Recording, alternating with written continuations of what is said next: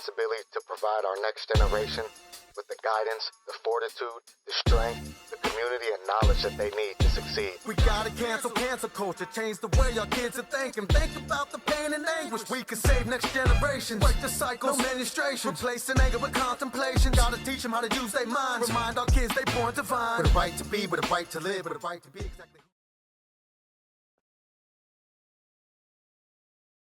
All right. Where we at? Welcome back, Anger Management, with your boy, Coach B. Anger Management for Parents.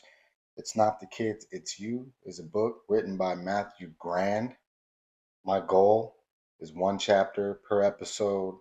Read through Matthew Grand's book, give you some free knowledge, maybe drop a couple pointers, and that'll be the entirety of this particular playlist.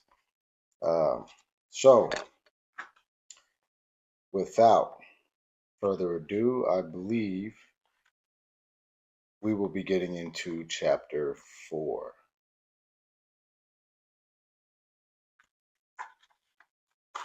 Actually, I take that back. We're on chapter 3. Chapter 3 is how a little self-love can make a big difference. Steve Jobs quoted in this book saying, "The only way to do great work is to love what you do." I do agree with that. All right. Matthew Grand, chapter 4. I imagine parenting like being a ship's captain, always at the helm, ensuring the safety of your crew, your children, while often leaving your needs as an afterthought. It's a noble cause, yet we need to remember being shipshape yourself is crucial. The term self-care is not a trendy accessory. It's a must-have survival kit that has a ripple effect benefiting you and your family alike. The ride of parenthood can be quite a roller coaster. Late night soothing of little ones and seemingly infinite list of chores can push your well-being to the brink. But here's the catch. If you neglect to give yourself a breather, it could snowball into stress or, worse, health issues. Running on fumes isn't doing you any favors, affecting your decision making, hampering your effectiveness, and making your parenting journey rougher. What's the game plan then? Nurturing yourself. It can be as varied as sweating it out in the gym, taking a meditation break, sinking into a soothing bath, or escaping into the pages of an intriguing book. The goal is to find your joy and make it a part of your routine. This not only helps you feel invigorated, but also makes you more present and empathetic as a parent. What's more, it's a stress buster. Elevates your spirits and arms you better to navigate the challenges of parenting. We've all crossed paths with that always on the move parent trying to balance work and home, feeling zapped. Or that dad who's glued to his work even at home. Their selfless attitude may seem praiseworthy. But here's the truth. Sidelining self-care can dampen their parenting effectiveness and possibly lead to burnout. This applies equally to single moms who pour their heart and soul into their children's upbringing, often at the cost of their own well-being. It might seem like they are doing the best for their children, but overlooking self-care could lead to total burnout, making it strenuous for them to offer the affection and attention their children need. So, regardless of whether you are breaking a sweat running, cherishing a romantic dinner with your partner, or just lounging with a riveting movie, self-care deserves a spot in your daily schedule. You'll be astounded by the positive vibes and enhanced parenting prowess that come along. Remember the aircraft safety drill where they insist you put your oxygen mask on before helping others? It's the same principle for parenting. To be your best for your children and others in your life, you need to ensure you are at your best first. And let's not forget, we adults have needs too. Emotional, physical, spiritual, and intellectual. Neglecting these aspects can dampen our overall wellness. Adding a self care routine to your schedule doesn't have to be elaborate or time sensitive. A mere 15-minute daily ritual, doing something that sparks joy in you, can be a game changer for your overall well being and those around you. Facts. So put on that life jacket of self care and keep it at the top of your priority list. The role of self care in promoting emotional well being. As parents, we deal with daily hurdles that can test our emotional state. This emotional state, our emotional health, is the bedrock of our joy and toughness, helping us sail through life's highs and lows with a positive attitude and grace. And here's where self care enters the picture, playing a pivotal role in boosting our emotional health. When we start paying attention to our own care, we unlock a universe brimming with positive sentiments, thoughts, and sensations.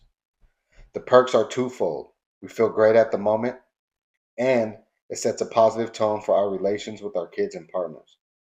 By looking after ourselves, we show the significance of self love and self care, guiding our children and dear ones to put their health first as well. But it doesn't end there. Self care also influences our relationships directly.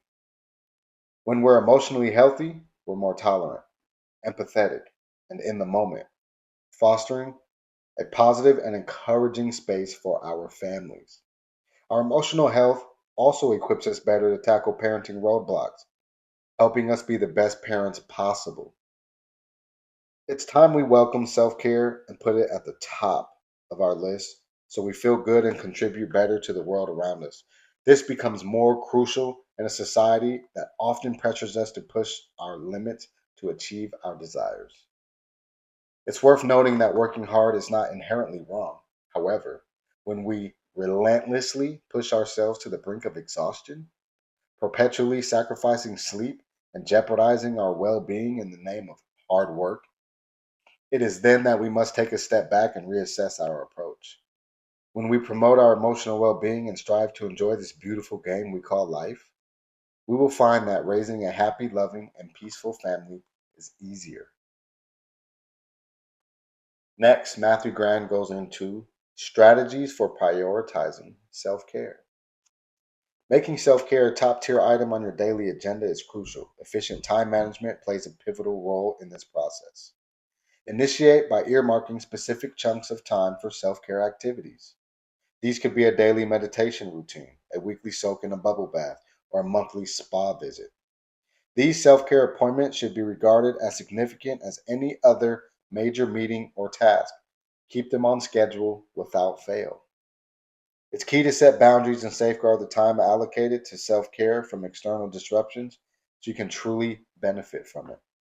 This could mean switching off your phone, disconnecting from email, or even informing family members that you need uninterrupted self care time. This will allow you to completely engage in the activity and reap maximum benefits. Here are a few self care strategies to give yourself the priority you deserve. Number one, switching from yes to no. Embrace the powerful act of saying no to obligations that drain your energy. Remember, your well being should always be the priority, and it's perfectly fine to put it above things that don't add positivity to your life. Embed self care into your routine. Just like brushing your teeth is a daily habit, make self care one too. Set up a calming morning ritual, such as a meditative practice, a soothing bath, or a serene walk that sets the tone for the day. Unplug to recharge. The continuous onslaught of technology can be overwhelming. Dedicate specific tech free times and make an effort to be present in the moment and disconnect. Move and groove. Physical activity is essential for mental and physical health. Incorporate movement into your daily routine, whether it's a nature walk, a yoga session, or a dance party in your living room. Fuel your body, fuel your mind. Good nutrition is key to feeling your best. Allocate time to prepare healthy meals and allow yourself to enjoy your favorite foods in moderation. Participating in cooking classes can also be a fun way to relieve stress and learn to make delightful meals for yourself and your family. Delight in your passions. Indulging in hobbies and interests that bring you joy is a potent form of self care. Dedicate time to pursuits that bring happiness and fulfillment. This could also be a great opportunity to connect with friends who share the same interests or to form new connections. Feel the tranquility of a relaxed walk. Let nature's beauty engulf you.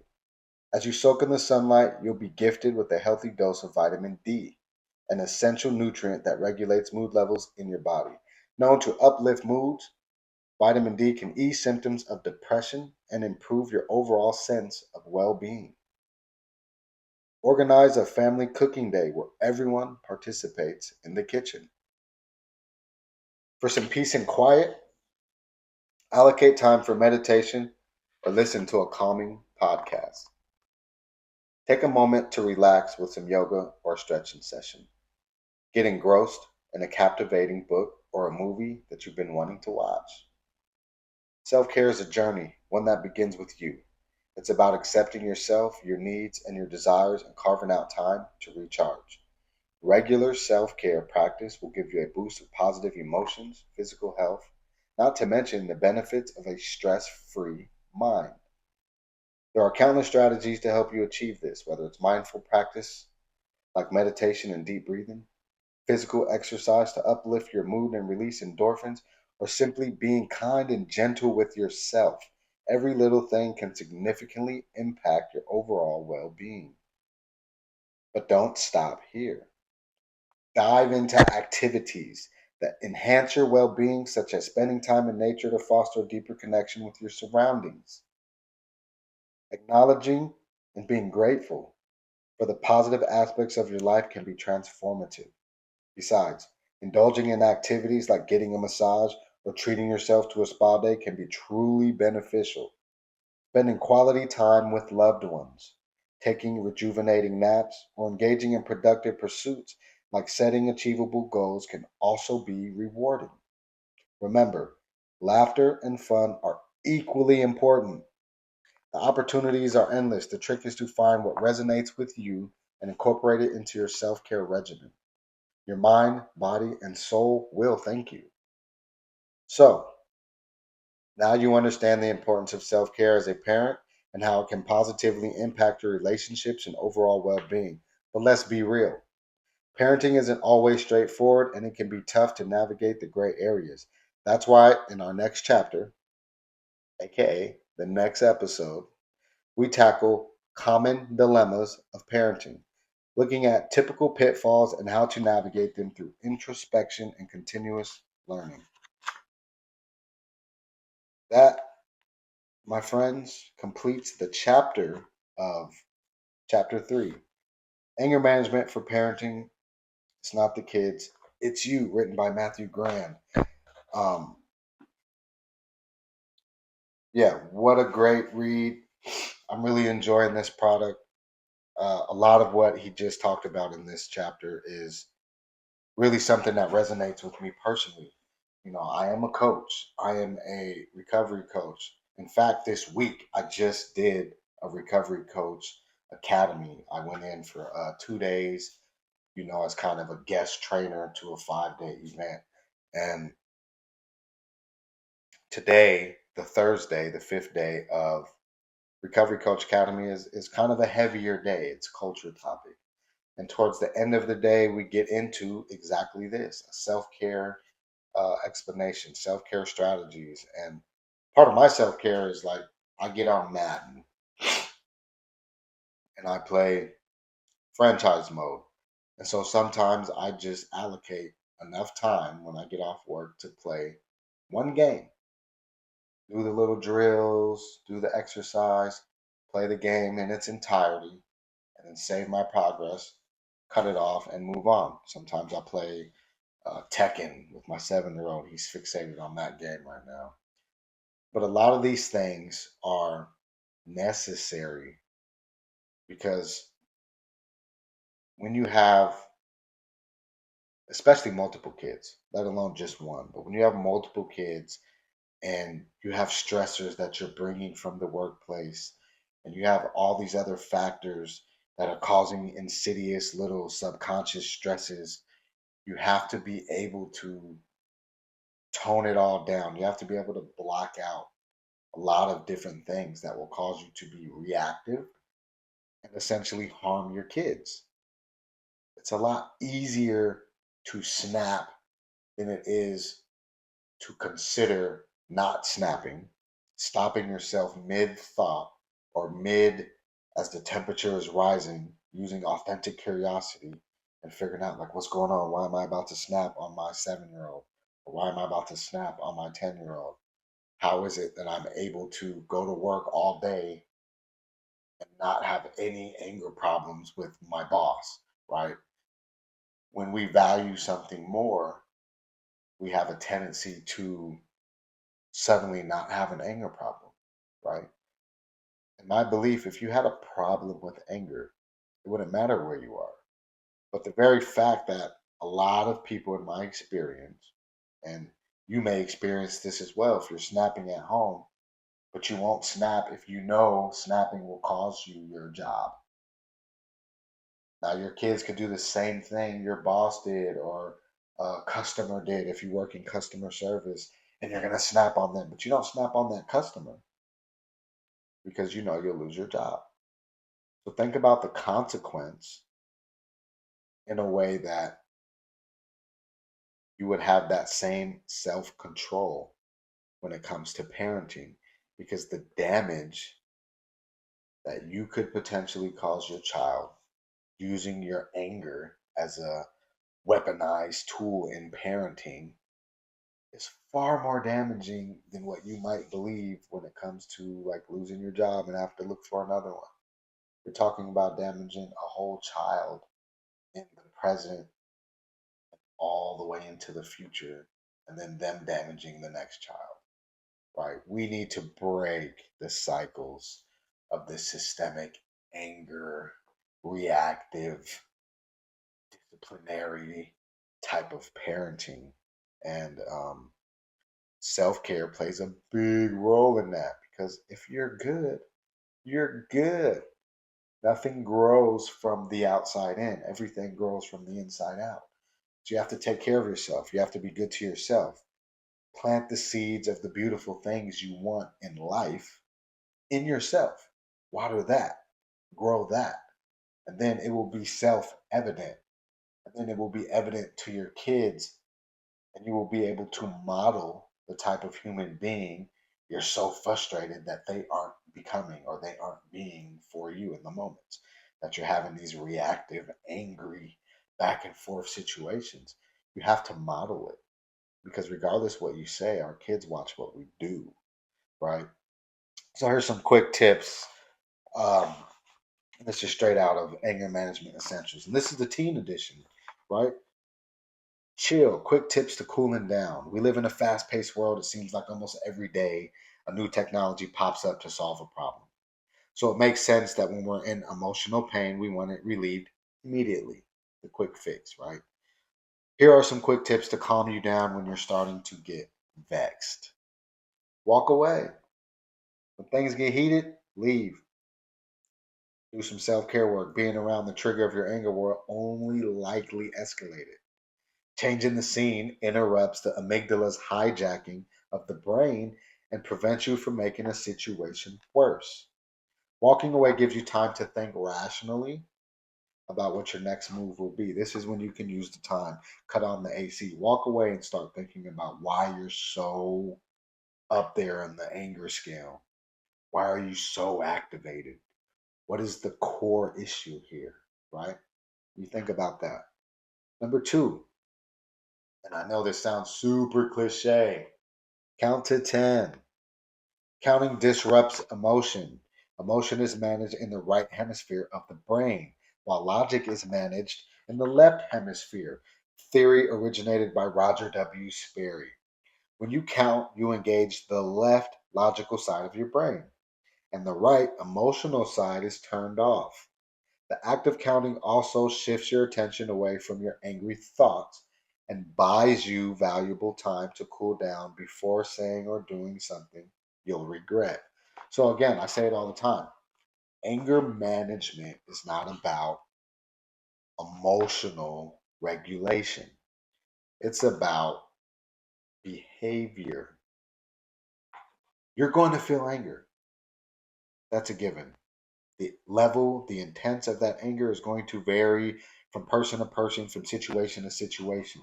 But how you regulate your behavior while experiencing that anger is what gets you in trouble, right? That's what causes you to feel guilty. And then our pride doesn't allow us to apologize to our own kids, these types of things. But we need to apologize to ourselves for allowing somebody to come along and pull these puppet strings and allow our arm to do this knee jerk reaction. Like we're all marionette puppets and people can come along and pull our strings and make us do things. No, take those strings down, wrap them up, or keep them real tight, out of reach of people walking by, especially our kids. Our kids are the last ones that we want to harm, but they're the closest to us. When we have our kids in our care, they are literally with us. Every morning we wake up, every night we go to sleep, when we get off work, oh, there's our kids, right? So they get to experience us in ways that sometimes our partners throughout life will never experience us. We need to cherish and we need to honor and protect their peace and their growth and development. And that's our responsibility. It's not our kids' responsibility to learn how to manage their anger. Our children are emotionally malnourished as far as emotional intelligence goes. They're intellectually malnourished until we feed them enough food for thought to become the upstanding, critical thinking, cognitively advanced children that we all wish they were at 2 years old. Number three, breathe with intention. Consciously breathe very deeply for at least 3 to 4 minutes. Be sure to breathe into your diaphragm and not your chest. Diaphragm breathing is about pushing your belly out on the inhale. So,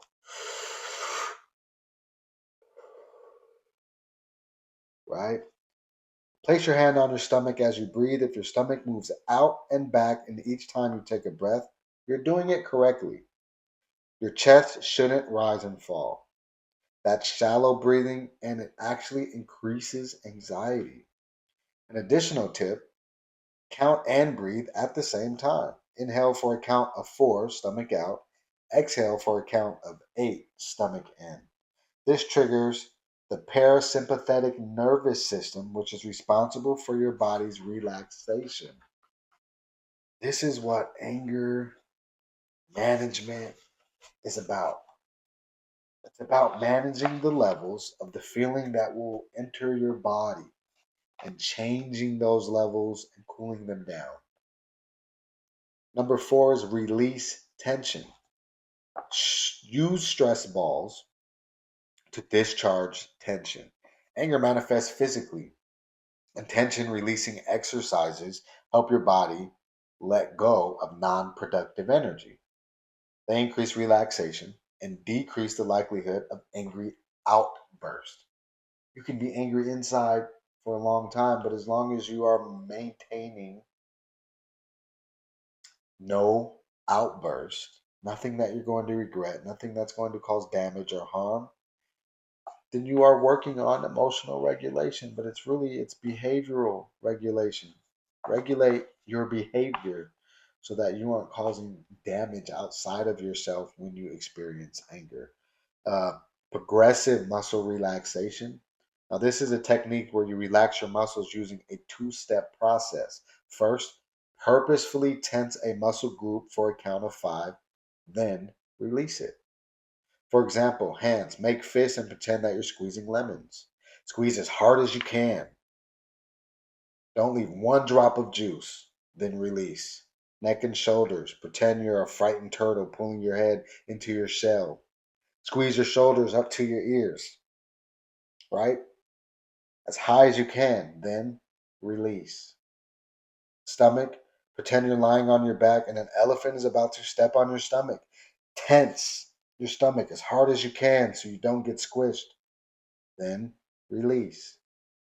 As you release the tension, notice how soft and heavy your muscles feel. Repeat the tension/release cycle 3 times for each muscle group. This exercise lowers your overall stress level. Then you can start really diving in with the AC. Authentic curiosity. Getting genuinely curious about why your anger is really a short fuse. Why are you so quick to get angry? What other things are going on in your life or in your past that is causing you to be activated so easily? Start doing that work a little bit at a time. Number 5, relaxation skills. In addition to the breathing and tension releasing exercises, use visualization and meditation to relax. Visualization, imagine yourself in a relaxing environment such as sitting on the beach as the sun's rays warm you.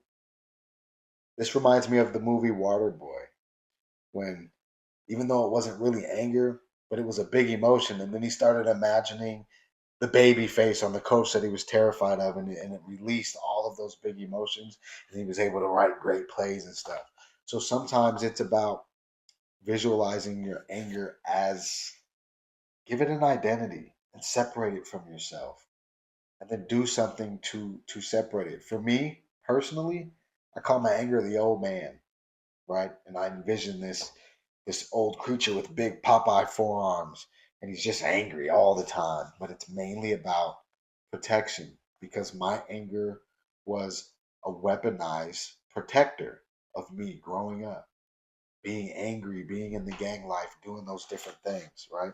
Meditation, watch your thoughts come and go without reacting to them. Find a quiet place to sit or stay where you are if you can't leave, and observe each thought that comes into your head. You can imagine you're reading the thought as it passes by on a revolving digital display, or you can imagine putting the thought into a helium balloon and watching it disappear into the sky. If sitting still is a challenge for you, do a walking meditation. Walk around a familiar neighborhood or a track so that you don't have to pay close attention to your route. Meditation is a very grounding exercise, whether you do it for a minute or an hour. Number 6, listen to music. Your favorite music can calm and put you in a better mood. Also, look into frequencies. There are very specific and unique frequencies to the human mind and body that do different things to our body. Look that up. Don't let me be the person that thinks I know it all, because I don't know all of the details of frequencies, but I did dabble a little bit. Somebody had brought it up, and I've done some research. An upcoming podcast with a feature of at least one producer that I've worked with in the past is going to come down the pipeline on the Pi Talk. So yeah, think about it. Look into frequencies. Look up how music and sounds and vibrations affect the human body in real time. 7, exercise. Physical activity reduces anger. Take out your frustration on your bike or the pavement as you run. Exercising releases endorphins, happy hormones that lift your mood and reduce your pain perception. Now, hitting punching bags or other objects may be helpful for people who become passive when they're angry. However, this activity increases adrenaline and reinforces aggressive behavior in people who already struggle with physical hostility. And those are just some tips, to think about when it comes to managing your anger. Because the first thing you want to do when it comes to your anger, especially as Matthew Grand's book is titled, "This is Anger Management for Parents." So, in order to be a good parent, parent yourself first. Check yourself. Check your temperature on a regular basis. Even when the meter goes up a little bit, check that. Hit the AC. Get authentically curious about why that is, and start doing the work even when you're not way activated and way escalated. So that, my friends, concludes chapter 3. Chapter 4, I can see, is kind of a lengthy one. So next episode, we'll get into what chapter 4 is. And again, chapter 4 is going to be common dilemmas, navigating the gray spaces of parenting. That'll be next episode. Please like, subscribe, share my page with anybody that you think might be interested. I know a couple of the support groups that I'm involved with. One that I started that my co-host Priscilla has actually taken on is utilizing some of these videos. So as long as it's helping one person, I'm going to keep doing it. I'm going to finish this book on this particular playlist, and then the content continues. There's another playlist, Food for Thought with Coach B. Just things are always brewing in my mind. And so sometimes I'm going to sit down on camera, whether I'm by myself or with somebody, and share those thoughts. So, like, share the channel, follow me on Facebook, Bilal Willis or Coach B. Thanks again. See you next time.